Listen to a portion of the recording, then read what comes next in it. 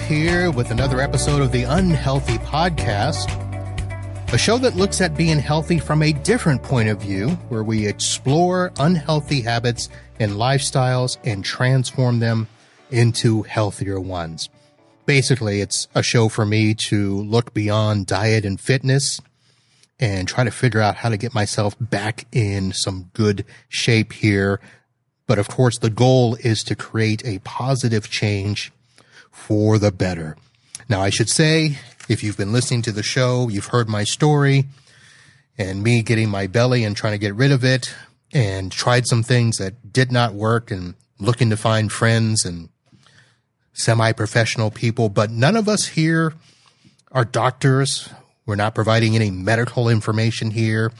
Things that we talk about should not serve as a diagnosis or a treatment.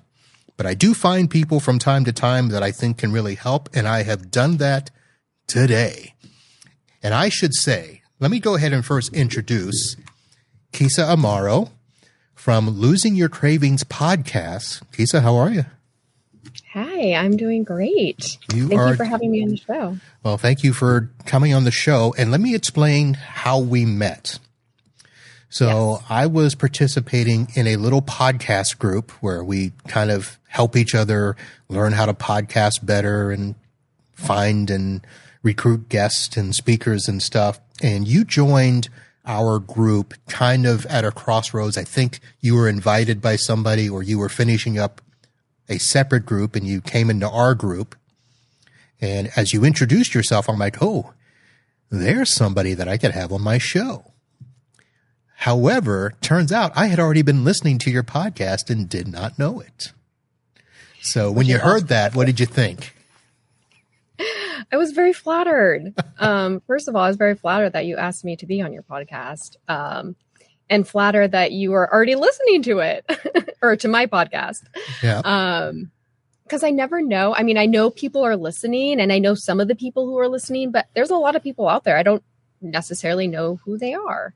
So it's nice to, put a face to who's listening and just a random person. That's so awesome. Not that you're just random, but, we hadn't met before. You're not my friend who's listening to my podcast.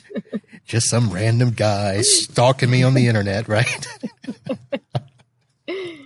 Yeah. So I've been listening, and it's interesting because I think the very first show I listened to was back in January.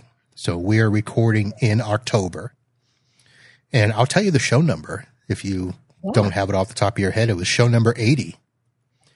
How to make your goals stick. Okay. Yep. And of course, that was something I was thinking about as I was trying to redo this podcast, because I actually started this a year ago and it didn't go quite the way I thought it was going to go. And so as I was looking to kind of re-image it and rebrand it, that's when I came across your show. And one of those things was how to make your goals stick, because one of those topics that we always, beat around the bush with is everybody sets goals, but doesn't really stick with them. And I'm not just talking like New Year's resolutions. It's people like, I'm going to lose weight by this such and such a date for a wedding or a reunion or something. And then we're always frustrated that, it didn't quite work out.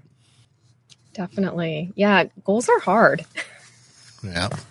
And I think one big, I don't want to say mistake, but misnomer, like we all do this. I've done this a million times. It's like, we have these I'm going to lose whatever 10 pounds in a week or 20 pounds this month. It's like these almost unrealistic goals, but we think they're doable just because of, maybe diet culture influences, like so-and-so did it, so I'm going to do it.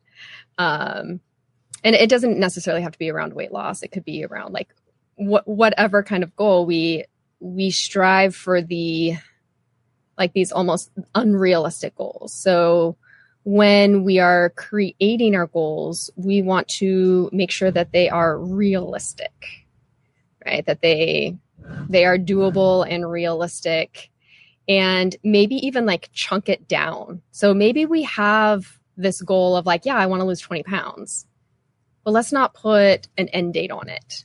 right? And maybe we just focus the first 5 pounds. Okay, I'm going to focus on losing 5 pounds. And then after that, it's like, okay, now I'm going to lose 5 more pounds. Okay, then I'm going to lose 5 more pounds. And you're still going to make it to that 20 pounds, right? But you're making it a little bit more realistic when we chunk things down and break things down. So kind of like what we should be doing in regular life or at our work, where yes, there's an end goal, but what are the steps that you're going to take to actually get there? So is that, yeah. You looked up in a way. I was like, is that right? No, that's totally right. It's like, okay, maybe I do have a massive goal. Maybe I want to buy a house, right? Like if you think of like buying a house and like getting a down payment for a house, like that might be like, oh my gosh, how am I going to save $60,000 or $100,000 depending on where you live, and what you need for a down payment. I'm like, okay, well, let's focus on saving that first $10,000. Like, how am I going to save $10,000? Because if I can save $10,000, I can probably save $60,000. If you do like little, like, okay, $10,000 in like 3 years or 2 years, say I want to save $10,000 in 2 years. Like, okay, well, what is that by month? And then, breaking it down to like, okay, what is something manageable I can do like every month? Right. And so, same thing with any like nutrition or weight loss or exercise goal. We might have this kind of like grand goal of losing a lot of weight. And sometimes too, when we look at that, like I've worked with people who've lost 70 pounds. And if you like, and they're still losing weight, if you look at that, like, back when you started and you're like, oh, I'm going to lose 70 pounds, that might seem very daunting, right? It's like, this is going to take forever and it's going to be hell. It's going to suck. So what if we just focused on losing that first 10 pounds or that first 5 pounds? Because usually if you have the strategy to lose 5 pounds, to lose 10 pounds, and you keep doing that strategy, you're going to lose 5 more pounds, 5 more pounds, 5 more pounds, 5 more pounds. Nice, simple, repeatable steps. Yes. And nothing too extreme, right? We're not going on like a 500 calorie diet or even a 1,000 calorie diet. What? You mean those things don't work? Doing CrossFit twice a day and... Unfortunately, no. Fortunately or unfortunately, I mean, they do not work. Will you lose weight in the short term? Yes. You can totally, like if you want to eat 500 calories a day, you're going to lose some weight. However, it's not sustainable. And so if you're looking for healthy habits, sustainable habits, things that you can think about doing for the next 6 months, year, 5 years, right? Then it has to be these small, doable, sustainable steps. And, 500, 1,000 calorie diet is not going to cut it. I don't know how long I would last on a 500 calorie diet, maybe a day. Maybe an hour. Maybe an hour. With the way some of our meals are pretty hefty. So. Yeah, they are. And so really, if you're looking for longevity, it's those small changes that you make over time. So this is one of the reasons why I think I liked your show, because it talked about looking at all of this thing from a healthy perspective and not going crazy with the latest craze. So I did reach out to a friend maybe about 18 months ago, and she tried to help me by suggesting keto and sent me a whole box of the little keto packets. And I tried one that was kind of like a little coffee creamer. And I'm like, okay, I could probably do that. And then I tried another as a regular drink, and I'm like, yeah, no, I cannot do that at all. And as I researched more and more about keto, I'm like, you know what? That's just not for me. Mm-hmm. And trying to find what works for you may not be what works for somebody else. And that's what I was kind of looking for on this journey as, okay, how do we find, a way to look at this from a healthy lifestyle perspective instead of whatever the crash program is. Mm-hmm. Yeah. And I mean, there's no one perfect diet, right? If there was one perfect diet, we would all be doing it. We would all be like our ideal weight, whatever. But we have bio individuality. We are all different. And so food is going to affect us differently.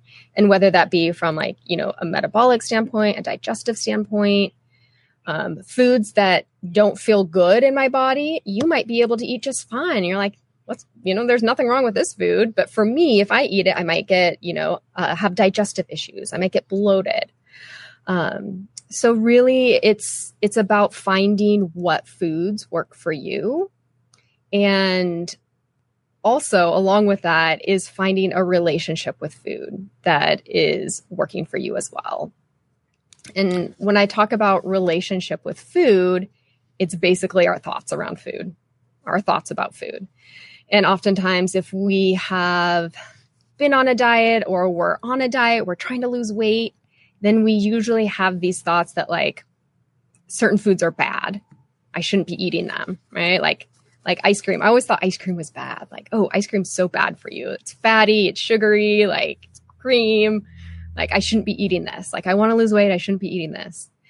But then of course I loved ice cream. So I would restrict it. I would restrict ice cream and I wouldn't eat it because I thought it was bad for me.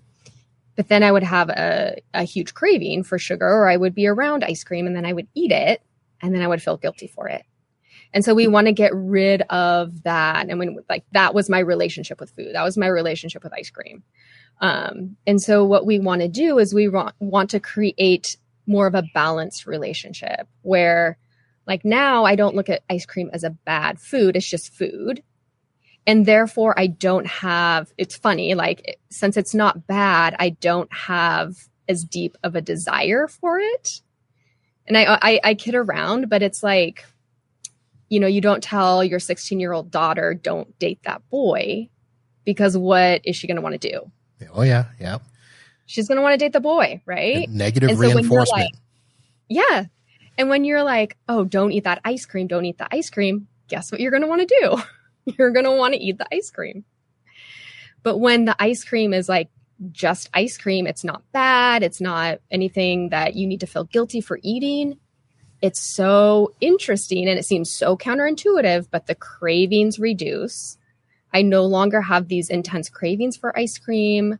I can have it in the freezer in the house and I'm not going to overeat it, or I'm not going to eat the whole pint or the whole container of ice cream.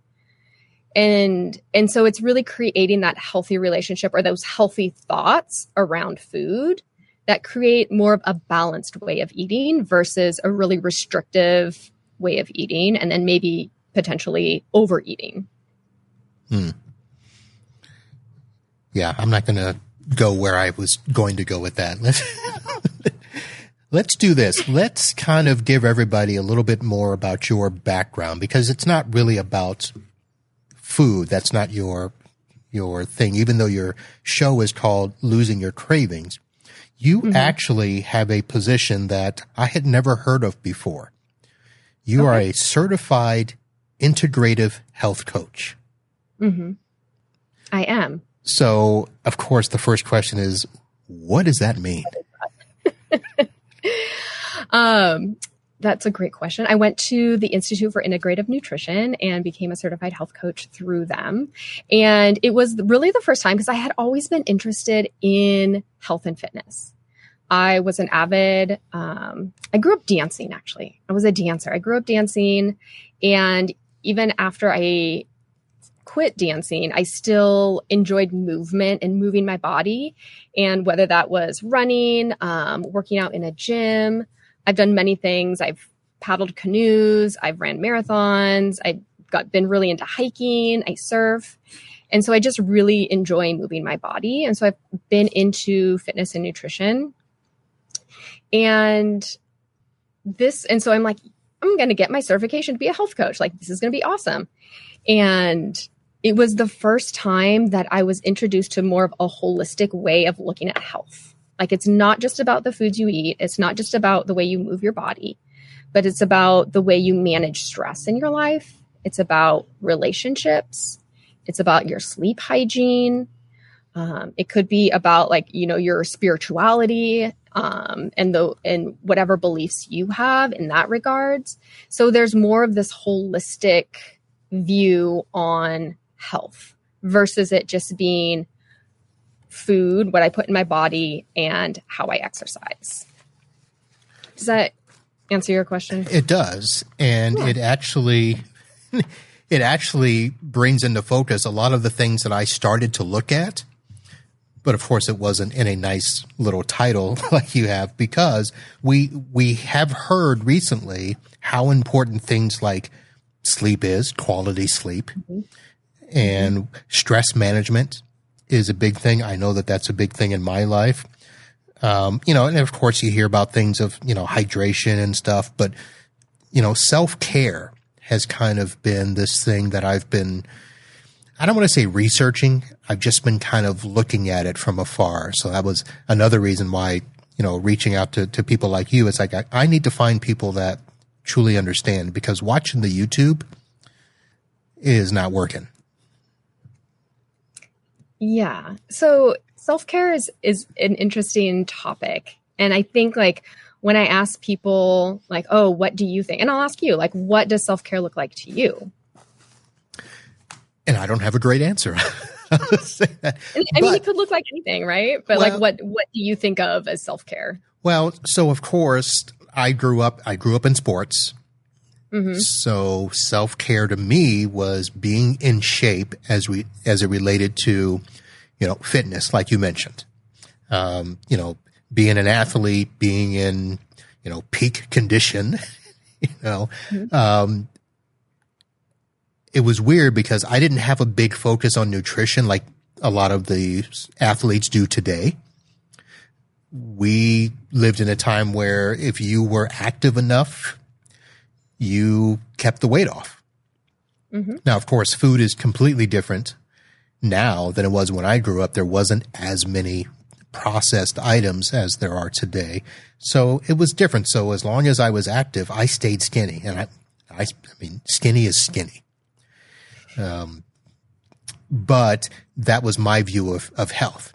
It did not include anything with mental health or, sleep. Who needed sleep back then? You're young, you're good and stuff like that. There was nothing based on social wellness. And there wasn't this emphasis on relationships, first of all with people, let alone relationships with food and friends and all of that stuff, looking at all of those in a healthy manner. So how did that answer come across? No, that's a great, that's a great answer. And like a lot of times I will ask people what, self-care looks like to them. And it's like, oh, getting a massage or taking a bubble bath or getting a pedicure or manicure. And I'm usually talking to women too. I noticed you didn't mention pedicure or manicure. So yeah, I'm just joking. Never had it, never will. Or like going to the gym, right? Taking care of their self physically. And we also think that it has to take up a lot of time and that it has to cost money. Like there's like a monetary investment and a time investment in self-care. And really self-care can look like anything. It's something I think of like something that fills your cup, right? As you go throughout your day, you're giving energy to other people, whether that to people you work with, your family, your kids, your parents, you're giving energy to other people. And so what are you doing to fill your cup? To maybe spark joy or peace or gratitude in your life. And it could be simple as journaling. It could be simple as reading a book on the couch. It could be simple as if you're a busy mother, locking yourself in a closet or your room and having 5 minutes of alone time. It could be like working on your relationship to food. It could be working on your relationship to your body or to fitness. It could be going for a walk. It could be all of those things, and those things don't cost any money. And so it's not necessarily just about like the physical body, but also like the mental, emotional relationships. If you want to spend time by yourself, great. If you want to spend time with your friends and that fills your cup, then do that. That's all self-care. So it's interesting when I went to go look up what integrative health was, because I wanted to try to sound, knowledgeable, having you on the show here. But it seems as though everywhere I looked, the entire premise is based on what is most important to you, which kind of is open-ended in my mind. But hearing you describe that, it's a little deeper than that, because you're saying, well, what's most important to you in terms of being happy? Is that as simple as it gets? Yeah. I mean, yeah, it doesn't, and it doesn't have to be complicated. And I think a lot of times in this realm of health and nutrition and weight loss, we tend to complicate things. And it doesn't have to be complicated. It could be, like what is one thing that will make me happy, that will make me smile, that will make me relax, that will make my shoulders, just draw down a little bit and like ease that tension or ease that stress in my life. So yeah. Okay. Simple. So you're a coach, and I should probably go back and say, yes, your primary focus is women. And actually your podcast, it was funny. I think it was, for some reason, I would always miss the beginning. Okay. And I never heard, this is a podcast for women. So either I tuned it out or what. But you help coach people in this interactive or integrative health. So let me go ahead and at least ask this question just to get that out of the way. But if somebody comes to you for integrative health, what exactly are you helping them do?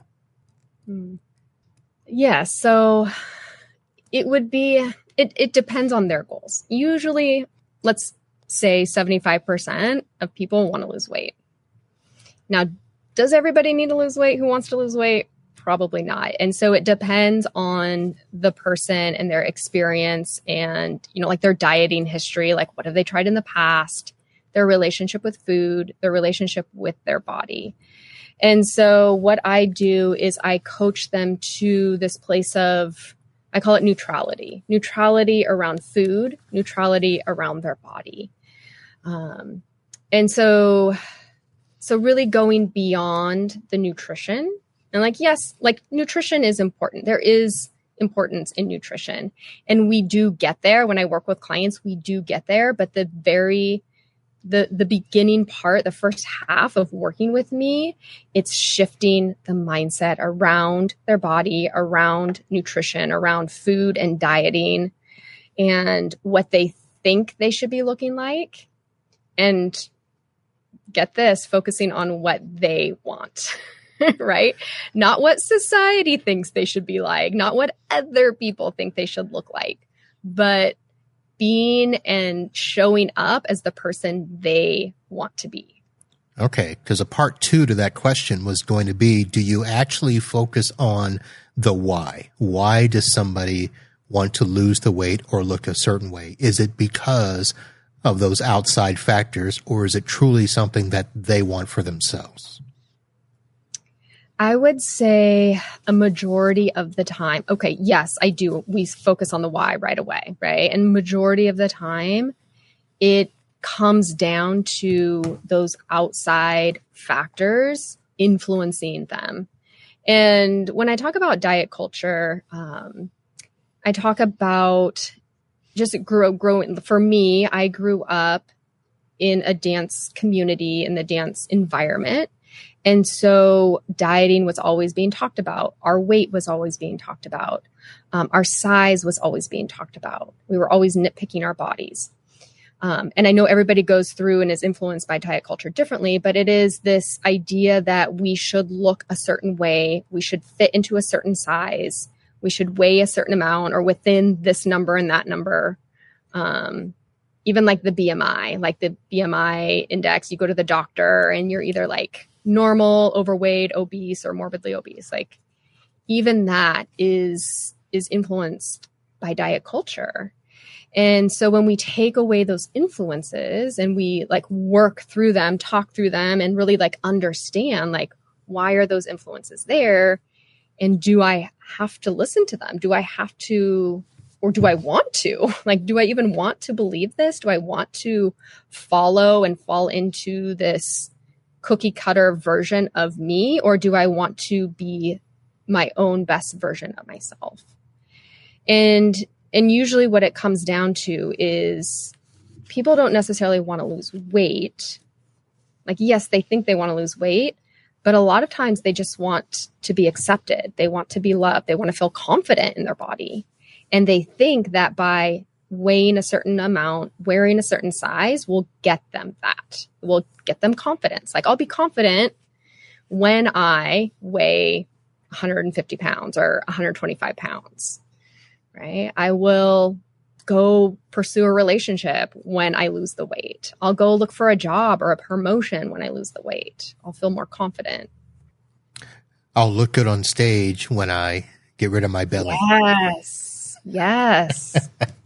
Exactly. I'll look good on stage or I will pursue this when I lose the weight. Interesting.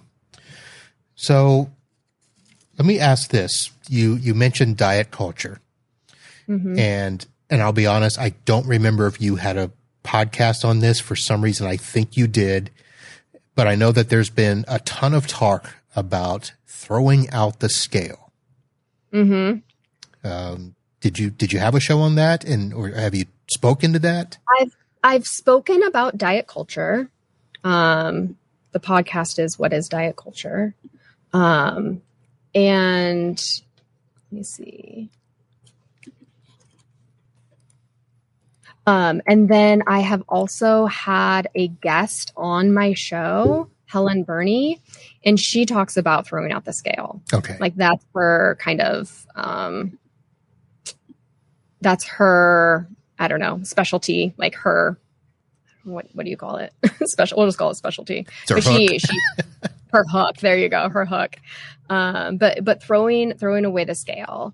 And I personally, I've gone back and forth with the scale, truthfully. I used to weigh myself multiple times a day, right? Like, ooh,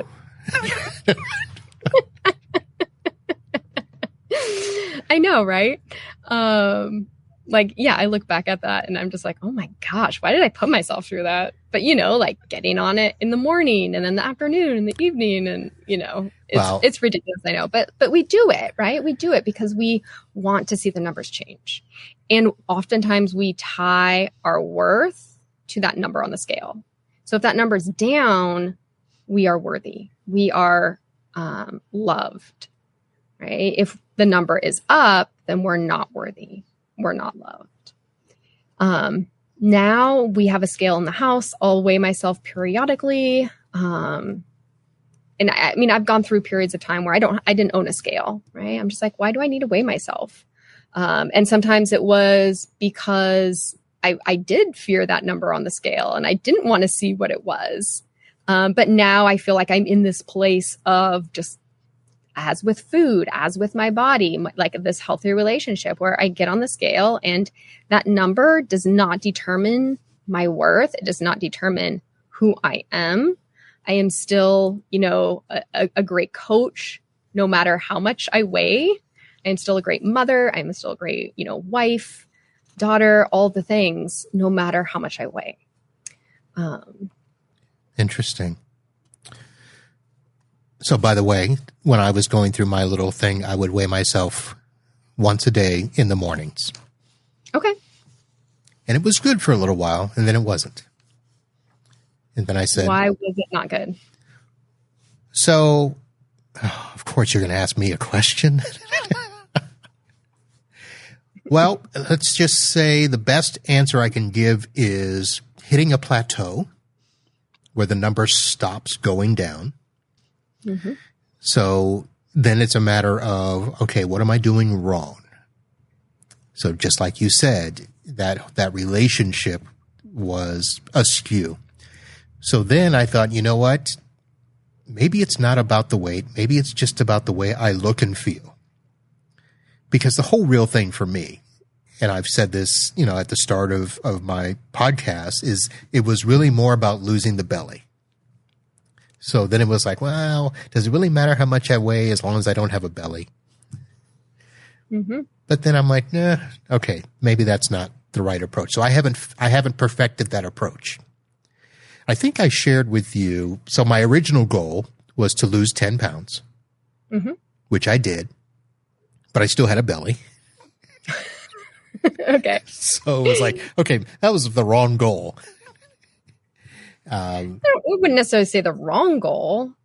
You're just on your way to your final goal. Okay. You're just still working on it. That's fine. God's not done with me yet. I'm a work in progress. That's okay, right? There's no finish line, right? There's no race, so to speak. There's no like, oh, I have to cross the finish line at X time, right? Not anymore. Good. Used to be when I was in sports, but that's over. I'm retired.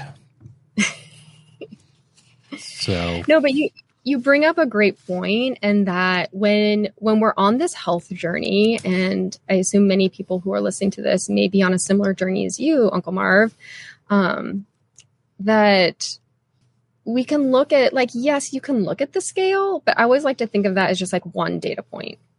Like there's so many other ways to show that you're making progress, creating change. And one is like, how do you feel in your body? Like, do you wake up well rested? Do you have energy throughout the day? How is your body moving? How's your digestion? Are you hydrated? Like there's so many other ways to tell that you're making progress and that you're creating these healthy habits in your life. Well, I had already asked you before this show started if you would be willing to come back, because I'd like to tackle those things and just didn't think we could get through them all in one show. So yeah. now that we've gotten through a big portion of this, are you still happy you said yes? Yes, I would love to. Of course. I'd love to talk about anything. Well, all right. Almost anything. Almost. We already discussed that. We did. So let me ask this, and just to get more of a feel for who you are in your background. So we didn't talk about you being a dancer. And we talked about sports, and you're not a big sports person, although you danced and hiked and canoed, and I mean, that's all activity-based stuff. But when I was looking up your history and stuff, you were a teacher. I was a teacher. How did you go from dancing to, because you weren't a teacher of dance? I did teach dance. Oh, you did? I did for a short time. It wasn't anything. It's hard to make a career out of teaching dance unless you own a dance studio. I think that would be the way. I just taught at a studio.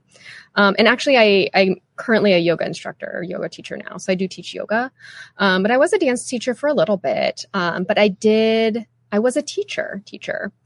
I guess education. I taught elementary education. And so I taught a variety of, first grade, fourth grade, fifth grade. And really teaching was what sparked and motivated me to pursue health coaching. Okay. That's how I was going to ask. How did that transition happen? Yeah. So I was getting very overwhelmed as a teacher. I felt, and this was, my own personal experience at the school I was teaching at, I felt very, very overwhelmed, and that there was more and more responsibilities and things put on my plate every year.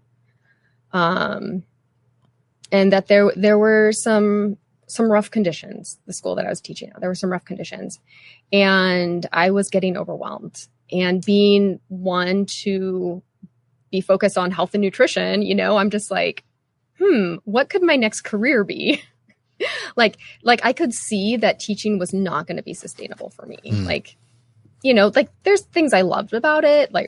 Don't get me wrong, but I could see that it was not going to be the career for the rest of my life. And I was starting to look at other things. And a good friend of mine, she was like, you should be a health coach. Like, she was like one of my best friends from, like, we've known each other since babies. We were babies. And she's like, you should be a health coach. So I started looking into it. And then I found the Institute for Integrative Nutrition and decided I'm like, okay, I'm going to do this. And so I was still teaching as I was getting my certification. And it just came to a point where I was overstressed, like looking back on it now that I know all the stuff I know now, looking back on it, I'm like, my nervous system was just on overload. I was stressed. I was overwhelmed. I was just taking it all on, right? I didn't have a way to work through that stress, to work through that overwhelm. I didn't have those coping mechanisms.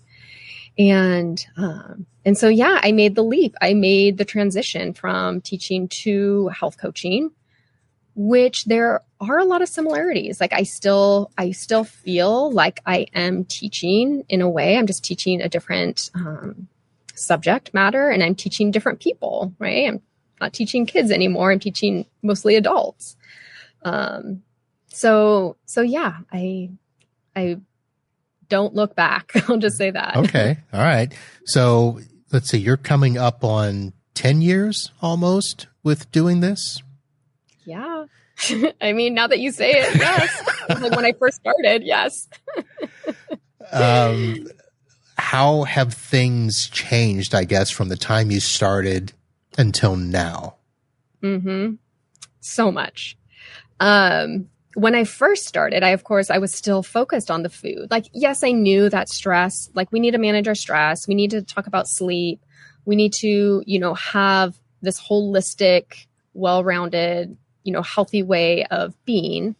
However, I was still focused on food to fix cravings, to fix overeating, right? Like for me, it was like, okay, we need to make sure we're moving in ways that are right for us and eating the foods that, feel good in our body. And we're eating enough. Like I got that, right? But I was still struggling with cravings and overeating. Like I knew how to make a healthy meal. I had no problem with that. And I had no problem with sharing that with other people and helping them to incorporate healthier meals into their life.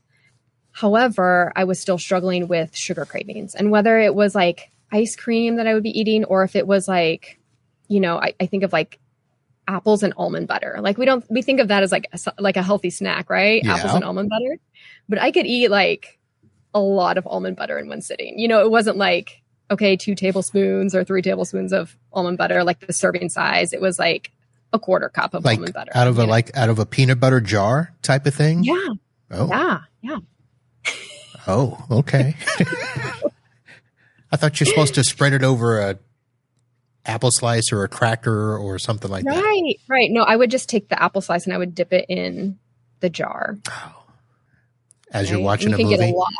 You can get a lot on that apple slice. Yeah. Maybe I was watching TV. Maybe I wasn't. Like, it didn't matter. Like, I was going to eat this anyways. So I really had to like take a look at like what is really going on here. Like it has to be more than just food. Like, yes, food I think is so important, and we need to create healthy habits around food, but we also need to create a healthy relationship around food. And so I started looking at my thoughts around food and my cravings. I started looking at emotional eating and studying emotional eating, and realized that I was an emotional eater. I had no clue. Like, and a lot of people are emotional eaters and they don't realize it. When we eat when we're stressed, we eat when we're bored, right? That's a type of emotional eating. We eat when we're lonely. It's not necessarily. I was going to say most of the movie stereotype is the brokenhearted person at home, curled up on the couch and eating because, they had a breakup and life is horrible. Right. Yeah. Yeah. And it's not just that. Like, yeah, that's what we think of like emotional eating. We're like, oh, my boyfriend broke up with me, or my girlfriend, or whatever. And so now I'm like at home by myself eating a pint of ice cream and crying and, myself to sleep or something. Like, that's what we think of as emotional eating. But emotional eating can show up like every day. Like it can show up when we're bored. It can show up when we're stressed. It doesn't have to be these big, huge events in our life that we emotionally eat. So having a career in IT, that is sometimes a stressful job, and snacking while you work is probably an emotional eating thing, right? Most likely, yes.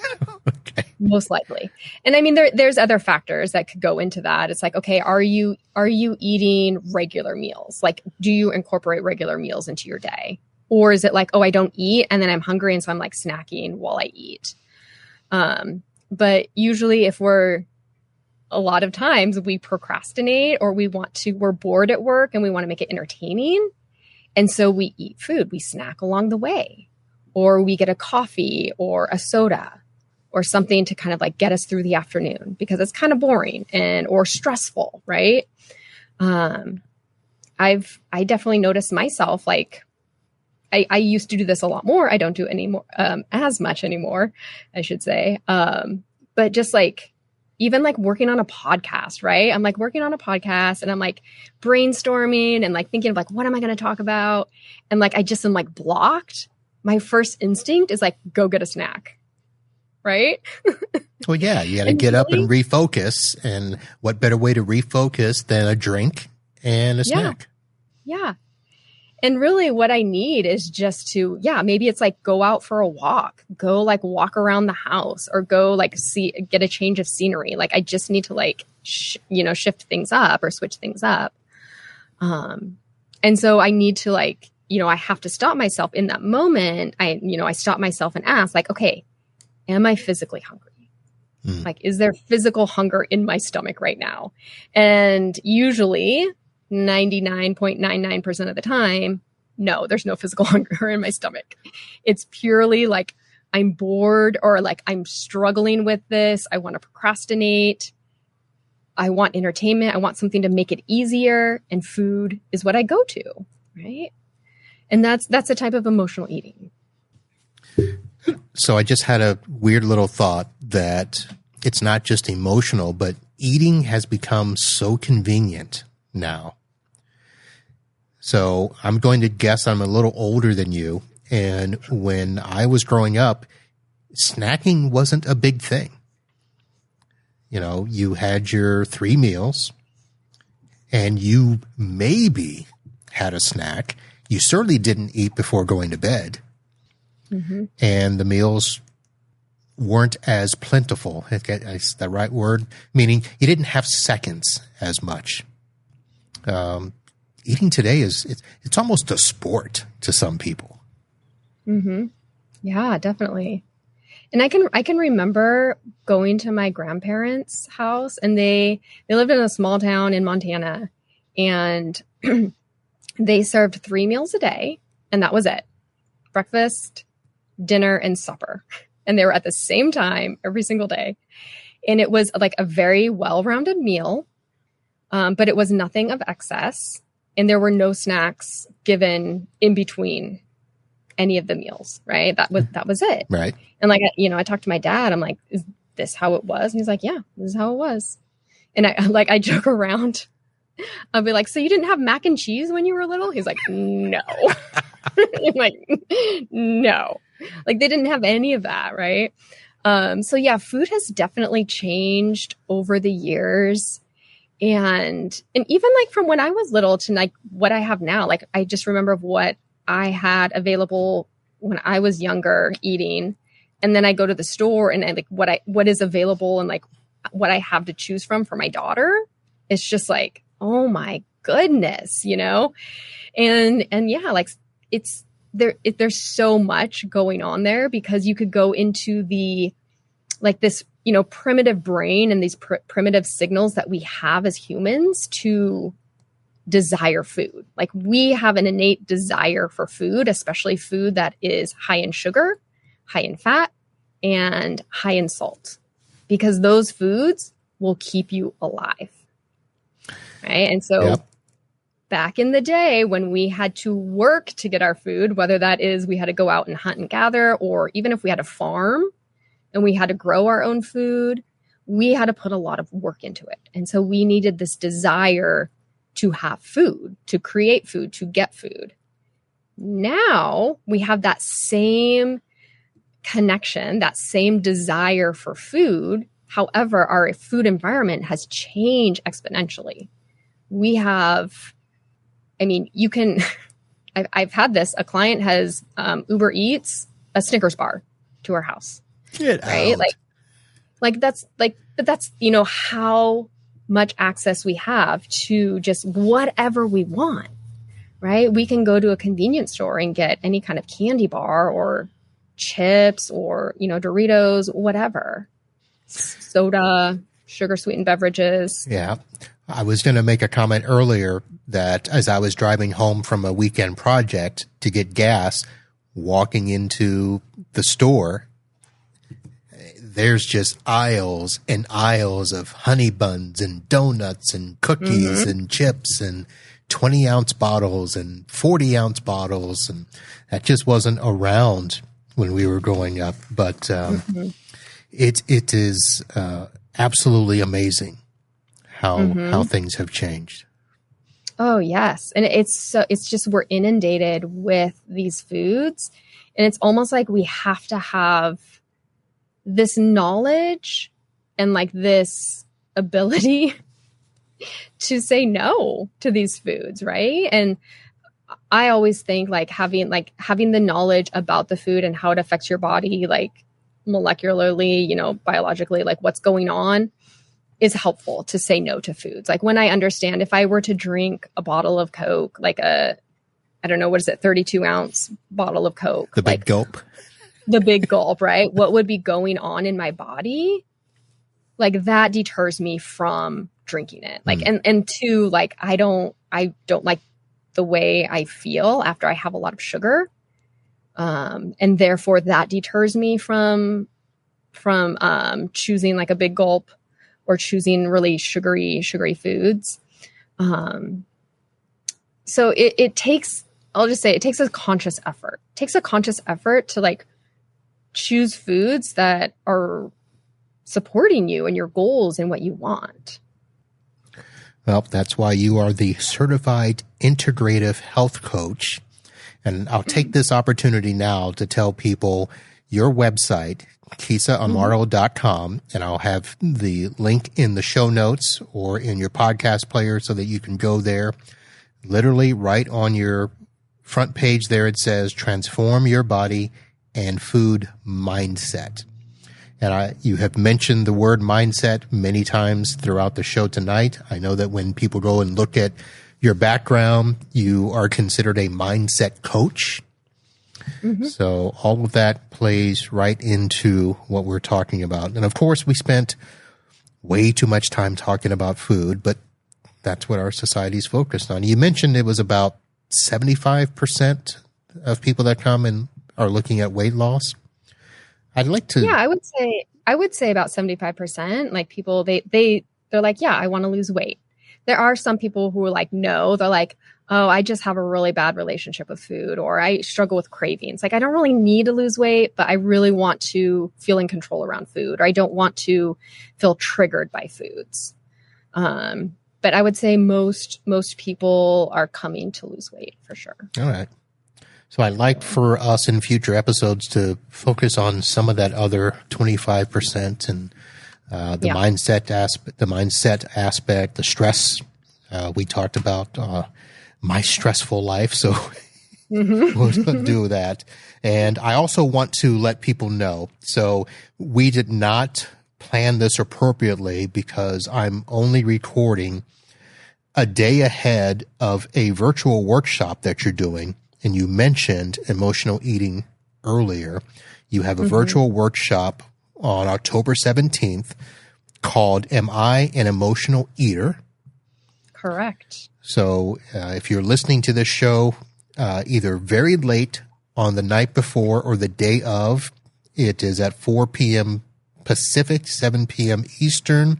But if you hear this after that, you can still go, and Keysa will provide a replay of that virtual workshop. So we should have planned this better. That's okay. That's okay. I'm still working on the whole planning and getting everything, organized myself. But yeah, I'm hosting a workshop to help you figure out if you are an emotional eater, because I know for me, I explained earlier that I didn't know I was an emotional eater. And really, like, once we figure that out, like, it's not a bad thing. First of all, like, it's not taboo. Like, if you know, like, why you're overeating, why you crave food, then we can fix it, right? We can work on problem solving and we can get to a solution. So that's what the workshop is for, to help you figure out if you are an emotional eater. If not, awesome. If you are, totally awesome too. And then I'll share with you what you can do to help support you moving forward. So people can just go to the website and sign up there. Now, is it wrong of me to ask how long ago you realized you were a emotional eater? No, it's not wrong of you.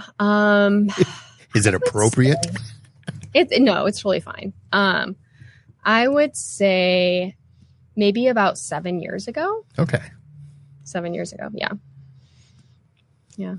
It All was just through that process of, figuring out, like, what is it? Like, if eating a really clean, healthy diet has not gotten rid of my cravings and I still crave these foods, and it's not willpower, like, I have really good willpower. I have really good discipline. Like, that's not it. So what is it? Okay. So I keep trying to end off the show, but I keep having questions pop up. So here's the question that just popped up. So that happened 7 years ago, obviously after the time that you went through the training and got your certification. Mm-hmm. How many things have you learned about yourself going through this process, when you are supposed to be teaching others, but you're actually still teaching yourself as well? So much. Yeah. Well, here's the thing, is that coaches have coaches. Okay. So just because we coach doesn't mean we know everything. I'm not out here to claim that I know everything. I know a lot about cravings. I know a lot about emotional eating. Did I always know that? No. When I first started out, like, I knew a lot about clean eating.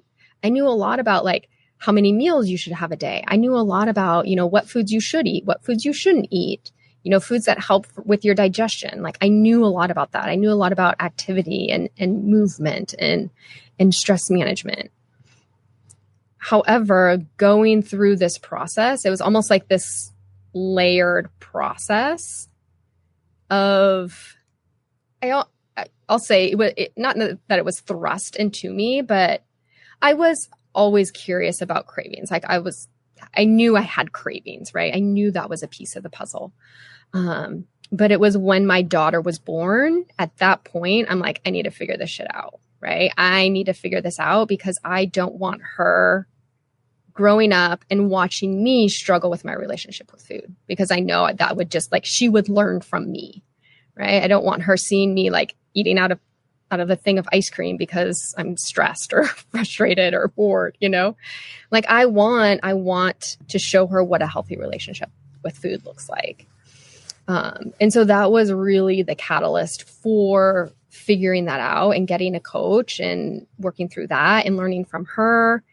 And yeah, that's, I'm always learning, I guess, like, as a coach, I'm always learning. So. All right. Well, thank you for sharing, and hope that I don't scare you too much for the next time we do this. No, this is wonderful. All right. So again, Keysa Amaro, KeysaAmaro.com is the website, along with the Losing Your Cravings podcast, a podcast designed for women, but hijacked by men or me. I should say. Anybody can listen to it. Like, it does not matter. I do talk about, like, being a mom sometimes. But I think most of it is, anybody could take the information and run with it. So, well, it's all universal stuff. Yeah. Most of it. I mean, I'm getting stuff out of it when you talk about the sleep and the scale and the cutting back on your cravings. I mean, that's just human. Yeah. Yeah, So. exactly. All right. Perfect. Well, Keysa, thank you again, and we'll have you back soon and dive into some of the other areas of having a healthy mindset. And this all falls right in line with the things I feel I need to learn. So hopefully you'll help me. Awesome. Of course. Well, thank you so much, Uncle Mar, for having me on the show. And I can't wait to be back to share more and to answer more of your questions. Yay. And we'll probably get some from listeners who'll be like, dude, you should have asked that. So we'll get that. Ask away. Folks, thank you very much for tuning in to Uncle Mar's Unhealthy Podcast. And as I mentioned, we're basically exploring the not so pretty world of unhealthy habits and lifestyles, transforming them into healthy ones. So remember, small changes can make a big difference in your overall health. So take care of yourself and prioritize. We'll be back with another episode soon. And until then, live happy and be healthy.